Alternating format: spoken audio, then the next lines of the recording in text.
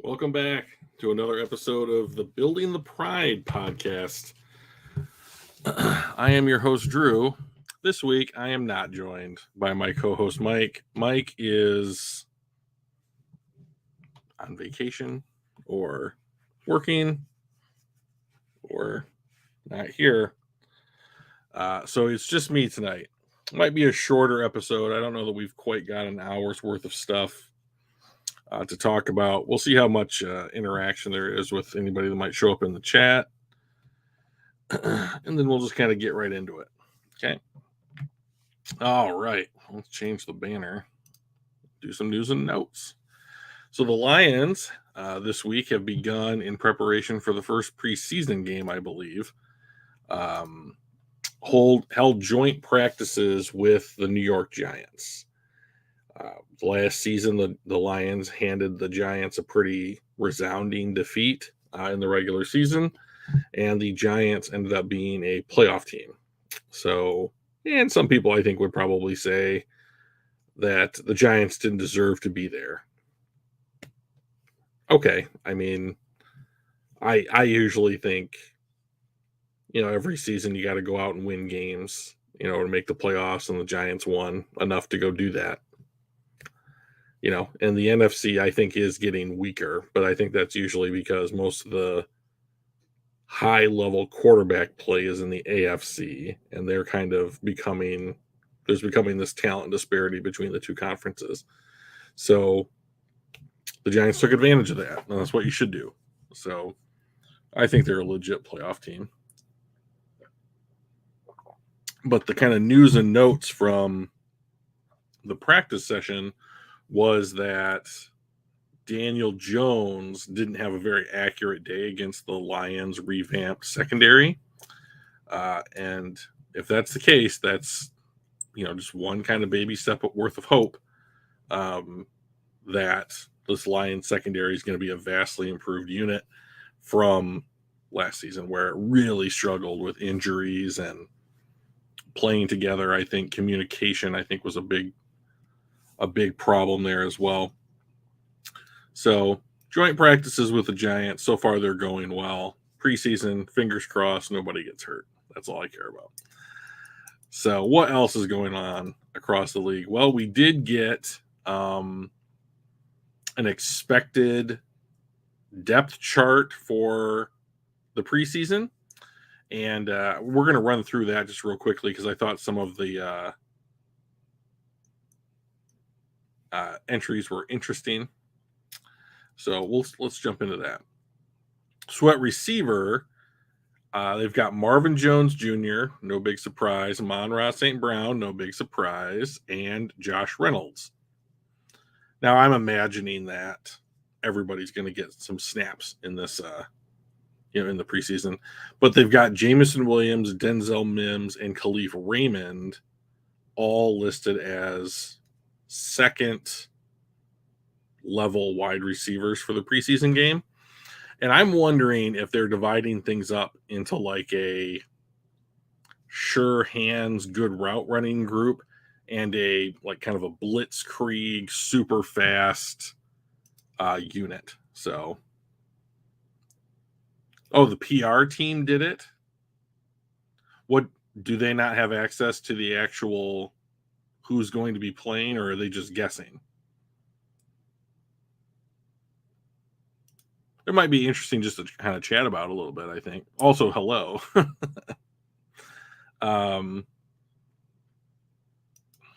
Let's see. Apparently, Eric Schlitt, he's a Lions beat writer, had some takes on it as well. Maybe it's more legitimate than that we're giving it credit for. So let's just run through the rest of it real quickly. So they are going to play two running backs, it looks like. David Montgomery and Jamar Jefferson are listed as first stringers. Of course, Jared Goff is the quarterback, yet I don't think that he would play. He didn't play at all in the preseason last year, if I recall correctly. Brock Wright is listed as the starting tight end alongside Daniel Helm, which I thought that's probably just Daniel Helm probably does something really specific.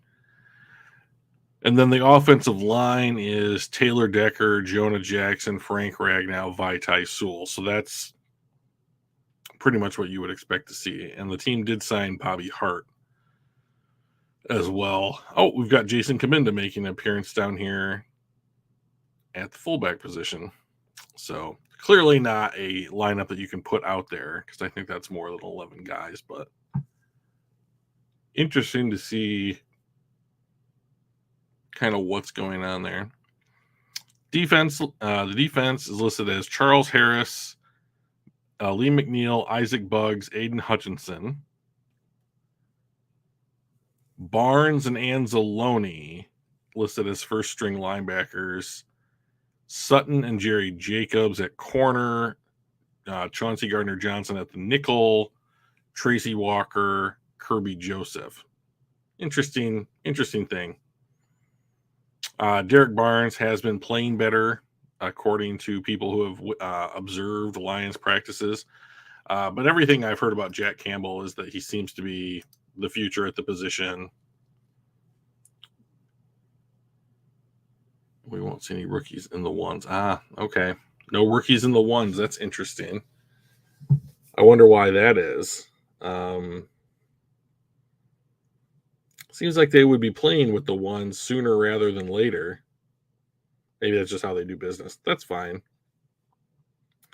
So interesting look. There was one cut that I thought was weird. They cut Jack McQuaid, who was a long snapper that they had signed in the offseason, which I thought to like a decent contract. Maybe I can look him up real quickly, on Over the Cap while we're talking about this kind of thing. But like the kind of feeling that I had gotten from the team was that I believe Scott Daly is the current long snapper, and he wasn't anything to really be excited about. And then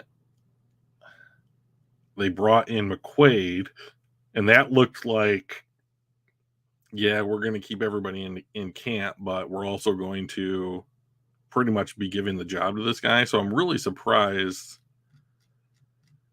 that he ended up getting cut. I wonder what.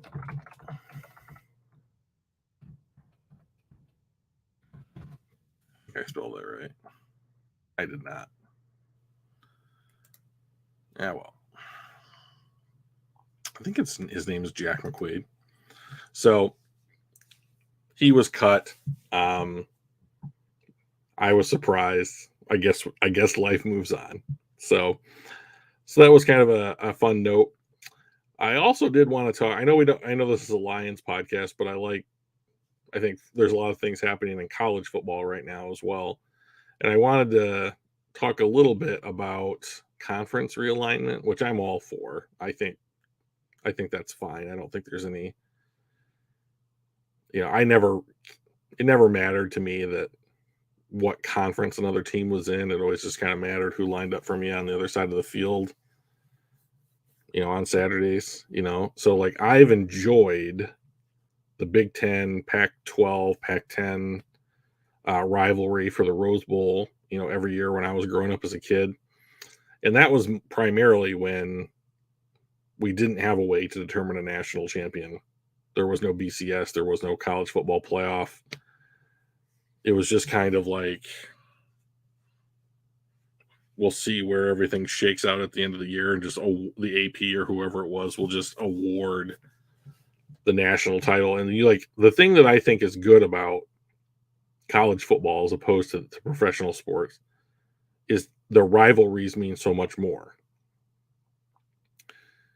which I find interesting because like the Lions have a long history as an organization, and the teams in the Big Ten have a longer history, and they keep track of that stuff.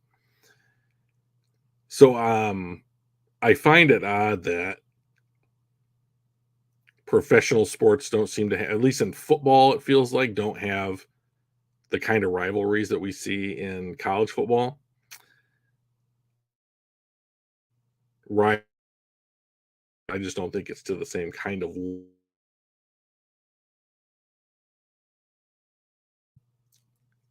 I usually just default to that as my kind of this is why I love college football so much is that, and I'm a Michigan fan, so like even like games like against Minnesota matter because that we have this ridiculous little brown jug that doesn't matter at all outside of the fact that like whoever wins the game gets to keep the trophy. And like I think that between like Notre Dame and USC have like the jeweled shillelagh. There's all these little tokens or trophies that these teams get for bragging rights, when they win, one of the rivalry games every year. And I've just never cared that it was another conference. Like I will want to beat USC or Oregon or Washington or UCLA as badly as I did both, when they were in a different conference. I just think that it's good that we get an opportunity to play them more often now. I think it's good for the conference to add teams like those, to have recruits be available to Wisconsin, Maryland, Nebraska, who live in California and on the West Coast. And I think it's good for them to get onto a television platform that is A, stable, and B, the biggest in collegiate sports, which is the one thing the Big Ten has over the SEC, right? So I'm all for it. I think that we should absorb just the other four teams in the Pac-12. I think that we've already got Washington, Oregon, USC, and UCLA. Take the other four. Take Stanford, Cal, Oregon State, and Washington State, and just you'll have 8 teams out west. You could even, if you want to still do conference like divisions, which I don't think you should. I think that it should be divisionless and just one huge list with their schedules. You could take Nebraska, you could take Nebraska and put them out with the other the former Pac-12 schools, and you could have 2 divisions of 9 teams. Well, if you did that, hang on one second. Under my idea, there's 22 members of the Big Ten. So you'd have to take 3 schools. So you could take Nebraska, Iowa. Who's the other most west-based team? Probably not Wisconsin. Minnesota. You can put them all together, or just get rid of the divisions, and just and then like you could almost run the conferences the way they had been run separately within the Big Ten. Like you're going to get you could have the Pac-12 schools basically play each other for the majority of their schedules, and the Big Ten schools do the same thing, and then basically non-conference and do 3 and 3s within the conference, and have a 12 game, 11 game conference schedule. And then you wouldn't have to deal with they're probably going to do it anyways because everyone likes free wins, but you could get rid of the debate between like if the SEC is going to schedule non-conference teams that are weaker, your Georgia Southerns, your William and Mary, your FCS schools, whatever. Okay, now when it comes to determining like who's going to the college football playoff, you at least eliminate that as a narrative talking point. So if it's like, okay, who's going to get in? The second Big Ten school, the first Big 12 school, or the second SEC school, the non-conference winners, conference championship winners, you would have another talking point toward it being just the Big Ten. Hey, Joey, how are you? So anyways, I'm all about conference realignment. I think the Big Ten should go out and just absorb the rest of the Pac-12. If they can get Clemson and FSU out of the ACC, you should do that. The Big 12 is a joke. Like I dare anybody to go and look at the teams that are proposed to be in the Big 12 and definitively say who is the best team in the Big 12 because I think it's probably Utah. What's Funky got here? He said, I would do a 4-division total and just play in your own division. They want a 16-team playoff. Then you put the top 4 teams from each in the playoff. Fourth seeds play each other. Interesting. You would do a 4-division total and just play in your own division. They want. So what you're saying is like we have 4 conferences now, right? Big 10, SEC, ACC, and Big 12. And then the top 4 teams in each make it. And then like the 4th team in the Big 12 might play the 4th team in the ACC and do the bowl games like that. That would be kind of interesting. I would watch that. That would be interesting because then you could generate new rivalries pretty easily, right? Because like if you had someone say like Kansas State from the Big 12 and they ended up playing who's like the 4th best team in the ACC, like North Carolina, let's say, just to pick some, or South Carolina, maybe, who knows. And then like say it's a burner, just a barn burner of a game. And then, you might have like those 2 schools discuss like a non-conference home and away, or for over the next 5 years or something like that. Yeah, that would be interesting. I think that would be cool. Are they moving to a 16-team playoff? I don't know. I can't remember what the college football playoff plans for expansion are. Is it going to 8 or 6 or something in a year or 2? Who knows? They'll probably change it 3 times by the time we actually see a change. So it doesn't matter. Anyways, bring everybody to the Big 10. Call it the Big 10. Let it have 50 teams in it. I don't care. I think it's fantastic. I just want all the teams in the Big 10. It's going to be great. Mostly because I can't stand the SEC. I don't like that they're good. I don't like that they're in the South. I don't like Paul Feinbaum from ESPN. He hates the Big 10 and mostly Michigan. He just hates Michigan like irrationally, and I would love to see the shine come off that conference. So yeah, let's go get everybody else. Get Notre Dame in here, force them in somehow. I don't know how that's possible. They have so much power, but that would be awesome. Oh, you heard that people wanted to get to 16? I mean, I'm fine with the 4, to be honest. Like I don't personally care. I think you dilute it the more teams you add into it. Now, I remember I was watching Pardon the Interruption years and years ago, back when I still watched ESPN, and Tony Kornheiser was saying when he was breaking into sports journalism, and he was a young guy, an old timer all the way back then said to him, the answer to all your questions is money. And I remember listening to Tony Kornheiser say that, and I remember thinking, God, that makes a lot of sense.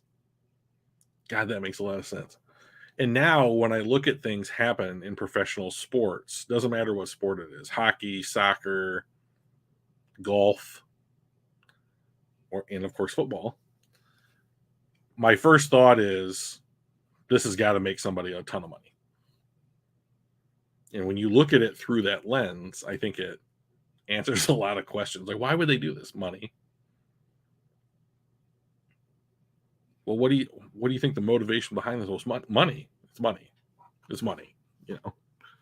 Because the people that run this stuff, it's like their sports league prints money. So I thought this was interesting the other day. My mom asked like what the appeal of football is to people, because she doesn't particularly like it. My sister doesn't like it, but my dad and I really do. And so I was trying to explain stuff to her as to why I liked it. And it's like, for me, it's the competition. It's like, I identify with a particular college team, a particular professional team. That's where my loyalty goes. Like when their success is my success because I'm their fan, and it makes me feel something. good. It makes me feel good or bad. So I enjoy it. Plus, I like watching the sport.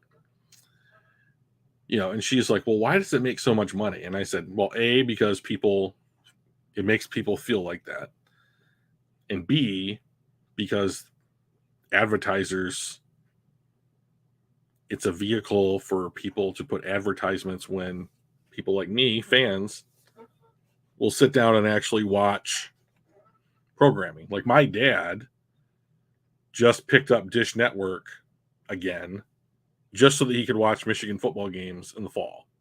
We had tried to do like the Hulu thing where you get a certain package and you can watch like Big Ten Network games. And that's fine. And for people with super solid internet connections, it's probably a super method for watching football. They don't have a super great internet connection. They're out in very rural area, so they need a bigger company to provide them service. So yeah, but it's all about money. And like, I'm on Twitter trying to find content for the show, and I'm sorry, X. It's X now. My bad.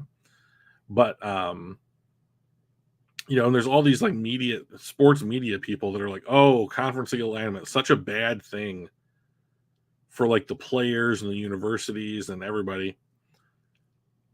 And coaches are coming out, like Lane Kiffin and the head coach of Missouri football came out. They had statements this week, and they said, oh, it's so bad, it's such a bad thing, all these mental health problems this is going to cause football players.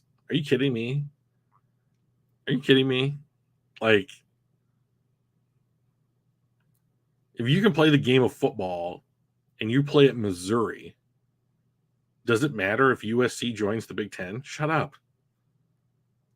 I mean, Missouri left the Big 12 to go to the SEC. That was like, what, 8-9 years ago? Come on. Don't be that guy. That's just ridiculous.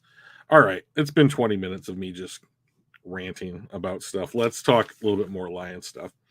So as we said last week, we're going to try and predict some stats for the skill position players on the Detroit Lions today. And Mike was cool enough to send me his stat predictions, and I forgot that they were in an email. So let me pull that up here real quickly. And then I will kind of read us off. Oh, I see. All right. So let's see. Let's start. So he did Goff. I didn't do Jared Goff just because I thought that if Jared Goff had another season like he did last year, everything will be fine. So Mike says Jared Goff, 4,200 yards, 28 touchdowns, 12 picks, 15th overall rating from Pro Football Focus. So I didn't do the PFF rating guesses. So this is kind of an interesting take. So 4,200 yards. I think that's completely achievable. 28 touchdowns seems to be kind of in his wheelhouse, maybe a little low. The 12 interceptions, I think, is quite high for Goff. I think that I think that Ben Johnson will put him in a position to not fail, maybe not to succeed, but to not fail. And so I think I might take the under 10 bet on interceptions with Jared Goff this season. Amon-Ra St. Brown. Mike's got 1,200 yards receiving, 8 touchdowns, and I have 100 catches, 1,150 yards, and 7 touchdowns. So we're really close. Jameson Williams. Hopefully he plays 11 games for us this season. Mike's got 650 yards, 6 touchdowns, top 20 wide receiver ranking at PFF. That is high, especially on that amount of production. I have 50 catches, 750 yards, 4 touchdowns, which I think is comparable to some other like Drake London's first year wide receiver stats. And I think if he achieves either one of them, that would be just fantastic. Oh, like our guesses are close. We did these completely independently, I might add. So like he sent me his predictions 2 days ago and I did mine today and I'm just looking at his predictions for the first time. So yeah, they are pretty close. He did Marvin Jones Jr. and I did not. He said 550 yards receiving, 3 touchdowns. Josh Reynolds 450 yards receiving and 1 touchdown. Denzel Mims 350 yards and 2 touchdowns. So I just did Williams and St. Brown for the wide receivers because I feel like those are the starters. Let's see. Laporta, let's go to the tight end position. 400 yards, 2 touchdowns, top 15 PFF rating. Top 15. I guess that's achievable. I mean, like, there's just such a fall off from like the elite tight ends in football to the next tier of tight ends. And if he puts up, I don't know that 400 yards and 2 TDs makes you a top 15 player, but if he does what the Lions scheme up for him to do, he might be able to play really, really well in that scheme. Let me see. And I've got 50 catches, 450 yards, but I have 9 touchdowns for Laporta because I think that he'll be the kind of weapon that's like, okay, you're inside the red zone, whatever kind of route that he runs best, which I'm not sure about. Like he'll get it, and he's supposed to be like a yards after catch guy. I could see him getting like the normal 4 or 5 touchdowns that like tight ends usually get over the course of a year, especially if you're a starter, and then breaking a couple inside the red zone for more scores. Yeah, it is a lot. The way that I did Laporta's stats was I basically added up after the Hawk trade last year. I added together all of the stats from the other 3 tight ends. And like Shane Zylstra had like a 4 touchdown game or a 3 touchdown game against the Jets where he just like went off, And so like those 3 tight ends, Mitchell, Zylstra, and Brock Wright, had 9 scores between them. Let's see. Oh, Don Burr's in the chat. We just had our first joint practice and football is in the air. And you're the only show going live. Not enough. Good Detroit pods. I might need Joey or One Funky to start a podcast. Hey, I think people should start podcasts. They're easy. They're free. You just got to invest some time. So I think I think it's really cool. Plus, based upon like listening to Joey in like PFF chat rooms, he's got stuff to say. So I mean, like it's just about sitting down and doing it. He could have a Shockey type rookie here, Jeremy Shockey. Wow, it has been a minute since I thought about him. When Mike comes back, you should mention former Miami Hurricane players because he, for whatever reason, is a Miami Hurricane fan. Weirdly, I don't know. Okay, I mean they were a super good team a long time ago. So, yeah, throw out some Miami Hurricane references around Mike. He'll love you for it. Let's see.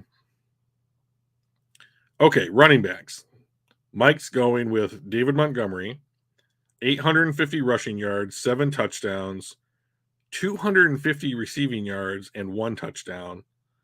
I've got 1,000 yards rushing, 12 TDs, 25 catches for 200 yards, and 1 touchdown. So I just think that he'll be more successful on the ground, looks like. And then Gibbs, who I found to be the most difficult player to kind of project because I just have no idea how they're what using him in the Detroit Lions looks like.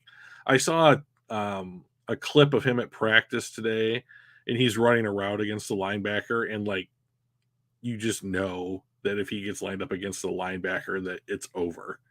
So he just torched him. I think it was Derek Barnes.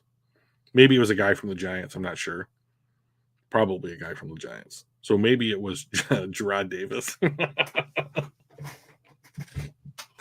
That would stand to reason. Oh boy. Yeah, what poetic justice that would be. So Mike's got 650 rushing yards with 3 touchdowns, 550 yards receiving, and 4 touchdowns, and an Offensive Rookie of the Year finalist. So, which could very well happen. I mean, that seems legitimate.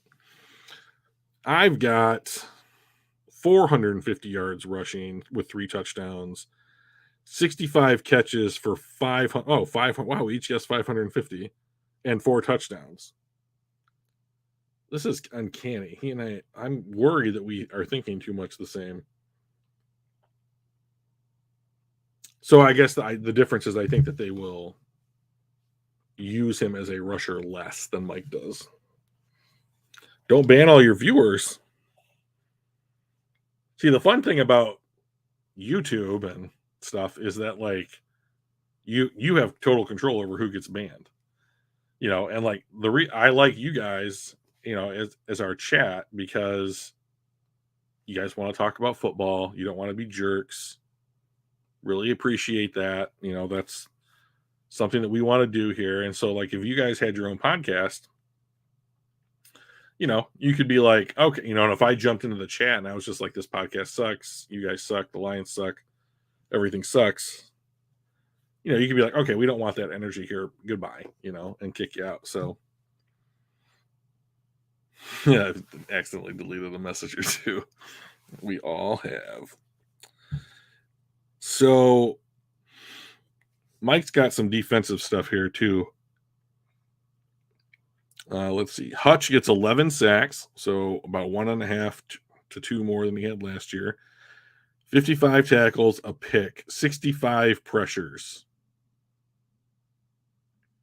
I would like to see his pressures get to outpace his sack production by quite a lot. Like, do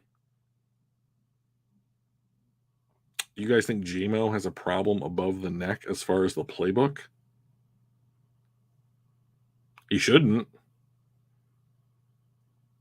I mean, in like calendar time, it's been like what, like a year and a half that he's been on the roster. So the offensive coordinator hasn't changed. I'm assuming that they taught him stuff while he was hurt last year.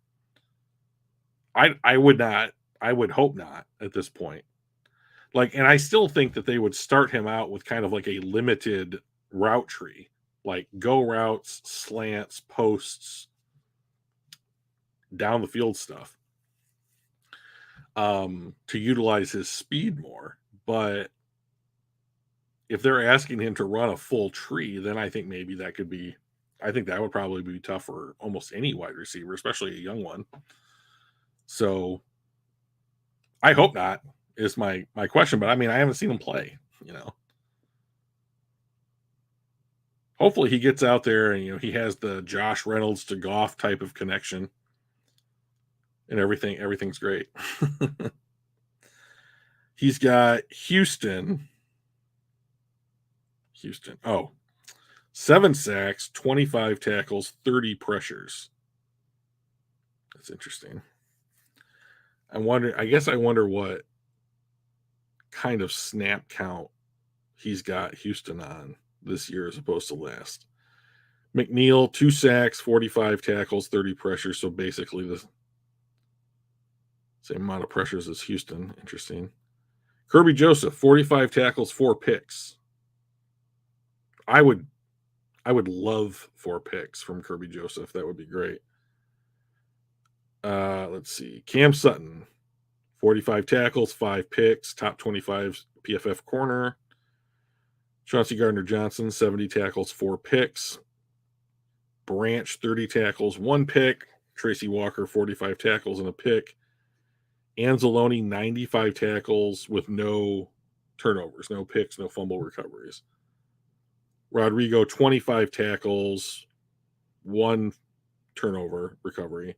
Special teams MVP. Jack Campbell, 80 tackles, a turnover, pick or fumble recovery. Lions defensive rookie of the year. Well, that's a pretty safe bet, Mike. I mean, there's only so many rookie defensive players on the Lions that are going to play. Lions win. Lions go 12-5, win the division, win a playoff game, lose in the second round. Louis Riddick has Kirby Joseph as an All-Pro. Wow. Okay, so All-Pro is not All-Pro is best in the NFL. So, assuming what? So, how many All-Pro teams are there? 1 or 2? So, like starters, backups, basically. So what Louis Riddick is saying is that Kirby Joseph is like a top 4 safety in the NFL, or is like capable of being a top 4 safety in the NFL. That's a lot of love. I know that like Lions fans get upset when like there's perceived disrespect, like Madden ratings or like unit rankings, that kind of stuff. But in a league with like Minkah Fitzpatrick, Derwin James, Bayard out of Tennessee, that's Kirby. What I think, I would love to see it. I would love to see it. That means that he's playing exceedingly well. And you put Tracy Walker next to him. Tracy's a good player, above average player. Like I think that Tracy Walker is an above average safety in this league. You put Gardner Johnson in the slot, you get a real corner in Cam Sutton on one side, and maybe some combination of like Jacobs, Branch, and Mosley at the other corner. Whoever locks that spot down is enough of a presence that Kirby can just sit back and make plays, or make sure that things don't get crazy back there. That would be awesome. To be an All-Pro, I think he would need to lead the safety group in interceptions or tied for the lead for the year. But I'm glad that Louis Riddick likes him. I think that's cool. I think it's possible. I mean, it's certainly possible. I just think that I think that he would need to beat out a lot of other more established safeties. And it would help if Detroit won a lot of games too. I mean, I think that helps with individual awards quite a bit. So,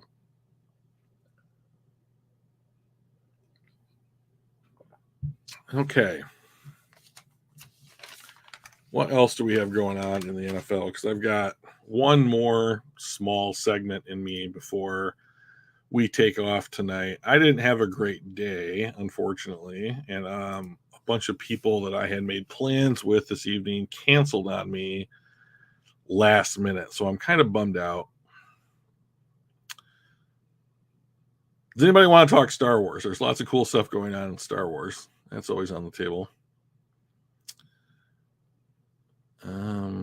As far as I can see, like the Lions are solidifying their roster. They're in a good spot.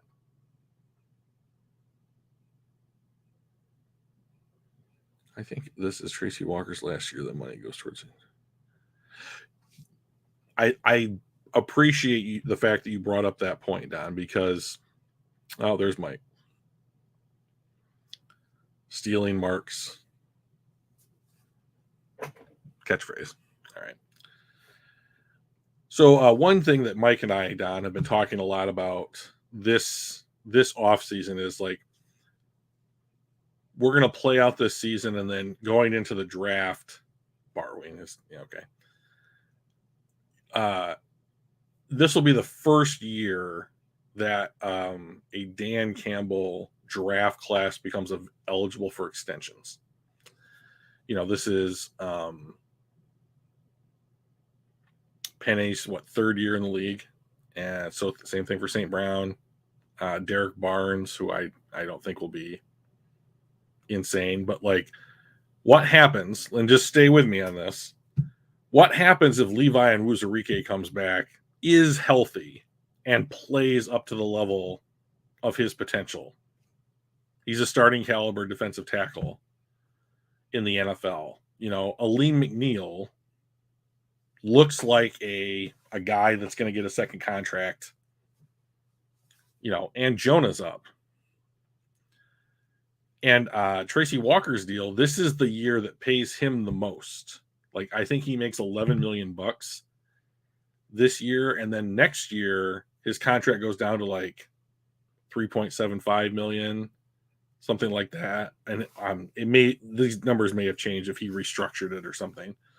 So yeah, I think that if like you get through this season, his cap number drops, and you can save on top of that by cutting him. Yeah, I would look to sign Chauncey Gardner-Johnson to like a 2 or 3 year deal for like the same money that they gave to Tracy. That's just me. I would also probably let Jerry Jacobs go unless he's willing to take like a $3 million a year deal, which he might have played his way out of just because. The dude is confident. Jerry Jacobs is one of the more confident players in the NFL, if his Twitter feed is any example of how he actually thinks. So, and I think Jonah Jackson is gonna want near top of his position group's market money. So I'm thinking something like 17, 18, 19 a year. And if that's the case, then I mean, that's a decent chunk. I mean, you're not going to lose out on a guy, I think, like Aiden Hutchinson re-signing, right? Or if you wanted to re-sign Jared Goff, you can make that happen. Yeah. Is it Starling Thomas, the new guy? I thought it was Stephon Gilmore's younger brother. Is Starling Thomas the kid from, is it UAB or UCF? He's just playing like lights out in the preseason so far. Big guy. Prediction on Burrow's contract, average annual value.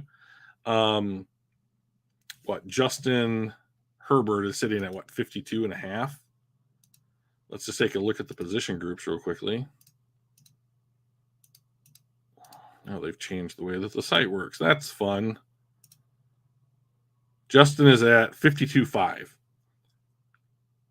I would not be surprised if Herbert was 54 or $55 million a year. It's Thomas. He played well today against the Giants. Okay. So, Don, what are you thinking? That like Jerry Jacobs might be a free agent casualty and like Thomas takes his place at number one backup corner, something like that, or maybe even challenging for a starting job across from Sutton. As long as Hooker looks good this season, just move Goff and pay everybody. I mean, I think that's the perfect solution. Funky. I mean, like what? So I haven't heard that they're going to cut Sudfeld, but you can keep three quarterbacks on your roster now, your active roster, I think is a rule change this year. And they put Hooker on the PUP list or the NFI list. So he's going to miss the first 6 or 10 games. And then they cut Sudfeld, right? So it's just a timing issue. Can't pay everybody. Exactly right. Exactly right. So, yeah, I do think that we're getting to the point where, like, there have been guys that have been, like, excellent contributors on these Lions teams these last 2 years. Now that we have to sign these draft picks to like second contracts, that you're going to see like Jerry Jacobs, NFI. Okay. Jerry Jacobs might be at risk. Charles Harris might be at risk. The Okwaras, those kind of names that you were always used to seeing like in camp or on the sidelines may not be there anymore. Because, if they're making a couple $1 million a year and you can get rid of 3 of them, then you can re-sign Chauncey Gardner-Johnson, or somebody like that. So, oh, Funky, if anybody, I mean, I know I don't have the biggest listenership out there right now, but like, if they move on from Jared Goff, I'm not riding. I'm applauding. So, but there are avid Jared Goff supporters out there, you know. So I'm sure some people would be upset, and like Brad Holmes did say like it's easy to get worse at quarterback, and that's true, But like if that's the case, I don't know why you do something like draft Hendon Hooker and then sign a Teddy Bridgewater, right? I can make an argument for it. Like one is insurance in the short term, one is insurance in the long term. But it's a lot to invest in backup quarterback. And if they were so certain that this is the Jared Goff you're getting, this is what the Jared Goff that you're getting with Ben Johnson as his offensive coordinator. Like, unless you're telling me that Ben Johnson is the offensive coordinator of the Detroit Lions for like the next 3 to 5 years, I don't know that you can rely on Jared Goff to be this level of a quarterback with a new coordinator.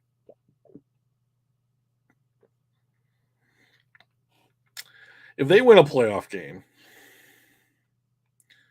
with Goff, which is kind of what I'm predicting this year, so I think that that would be what I'd want to see. I don't know that it makes me say Goff is the reason.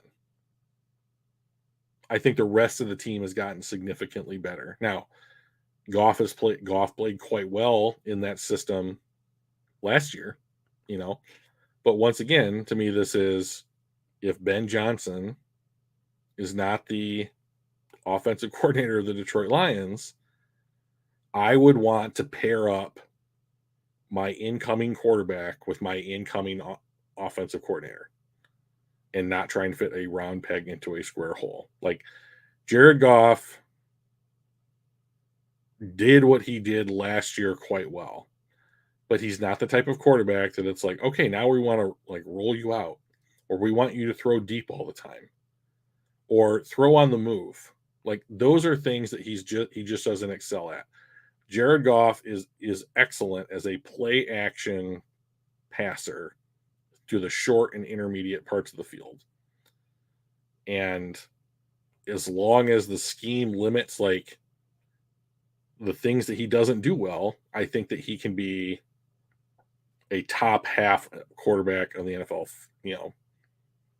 15th or higher in the NFL. But yeah, I think that there's a big I think there is as big of a Ben Johnson fan base as there is Goff fan base. If Ben goes and Goff stays, then Ben stop either. I think first of all, I think that we should all be preparing ourselves over the course of the season for Ben Johnson to leave. I think if there's anything that the NFL has showed is that if you don't strike while the iron's hot, as far as coaching opportunities are concerned, the NFL will forget about you. So unless he's happy being with the Lions and is just cool with being an offensive coordinator and does not really want an opportunity to be a head coach, this is his best chance to become a head coach. He's young. He's got a lot of press. His arrow's pointed very clearly up. Like, I don't know what kind of coaching jobs will be available next year, but usually about a third of the teams in the NFL turn over their head coaching positions on a year-to-year basis or a quarter. So I think that there's going to be a job. What if Sean McVay decided to move on from Los Angeles? Who else could be in trouble? Like maybe Tampa Bay's position opens up, right? Who else could be on the hot seat this year? Like I think Ron Rivera in Washington could be on the hot seat. They brought in Bieniemy, I think, more to just change things up a little bit. But they now have a new owner. They might be rebranding, and maybe they want a young wunderkind head coach to come in and be, the new face of the Washington, whatever their team name's going to be. Who knows? They change their name more often than the Charlotte Hornets. So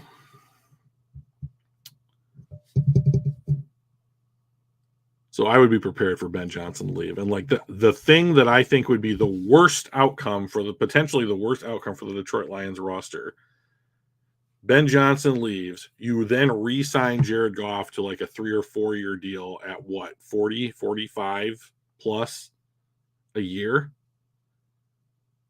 I mean, if Daniel Jones got 45, is Jared Goff really not going to ask for something like that? The Steelers DC that stayed there for like 30 years never become a head coach. That guy would. Oh, I know who you're talking about. Does his name start with a D? And I think he left a coach in Tennessee, didn't he? Let me look that up real quickly because I think you're right. Tennessee. Where are you guys? Why is it not showing me your head coaching? I just did that. That's not helping. This is bad content. All right. I'm not getting their coaching staff. Of course, I should probably go to ESPN and look it up. It's probably there. You're probably answering this in the chat right now, and I'm not seeing it. But I'm going to kick myself when I hear it.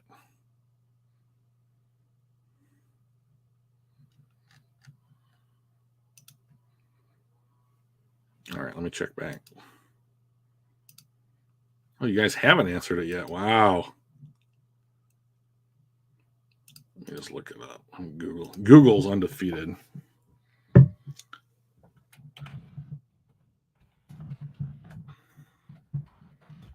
You go to NFL.com.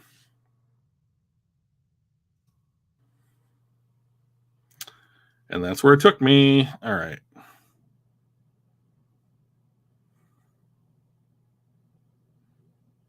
Well, if he went to Tennessee, he's not on the roster any longer. That's a mistake. But I think I know who you're talking about. He was a master of the disguised blitz or something. I can't remember what that's called. The Steelers ran it forever. Right. So there certainly are examples of people who settle into a role and excel in that role. I don't know that that's Ben Johnson. That feels like the Dick LeBeau. Great. Yes. There it is. Excellent. I don't know that Ben Johnson is going to have a Dick LeBeau type of career. He's got a Tennessee Titans hat on in this picture. As a coach, Pittsburgh Steelers defensive coordinator from 2004 to 2014. Tennessee Titans defensive coordinator and assistant head coach from 2015 through 2017. And he started out with the Eagles, then he went to the Packers, Bengals again, Steelers for a couple years, Steelers in a different role, Bengals, Buffalo Bills, came back to the Steelers. But yeah, he was there for a long time. That would be awesome if Ben Johnson stayed a long time. I would not bet on it. I would not bet on it. So, unfortunately, I would not bet on it. So I just won't. And my whole point with that is I wouldn't commit to Goff because I think Goff's production is largely a byproduct of Ben Johnson being a good offensive coordinator and taking the tools provided to him and getting the most out of them. I just don't know that the next guy if there is one, will do the same thing and get the same results. And I think that the Lions are putting themselves in a position as far as the quarterback is concerned to say, we do have a guy in Jared Goff. We could re-sign him. We have a quality backup in Teddy Bridgewater. He can bail us out. We do have this guy that we're taking a look at in Hendon Hooker. He might be the future. But I think the way that you should look at that is those are all parachutes that they're putting on, right? Depending on whatever situation they happen to be in. It's not a bad position. I would much rather jump out of a plane with a parachute than without one. Okay. But I don't think the Detroit Lions are going to make a big playoff push, a deep playoff run with Jared Goff or probably Teddy Bridgewater. Like, if there's a guy that I would put money on, it would be Hendon Hooker, year 3, year 4, something like that. Pete Carmichael stuck with New Orleans as an OC under Sean Payton for a long time too. That's true. Usually when I get these like one-of examples, like my first thought is, let me name all the guys that didn't. Go through customs. All right. Oh, you're going in Canada? Yeah. Have fun. Just jets off to wherever during our podcast. This is the...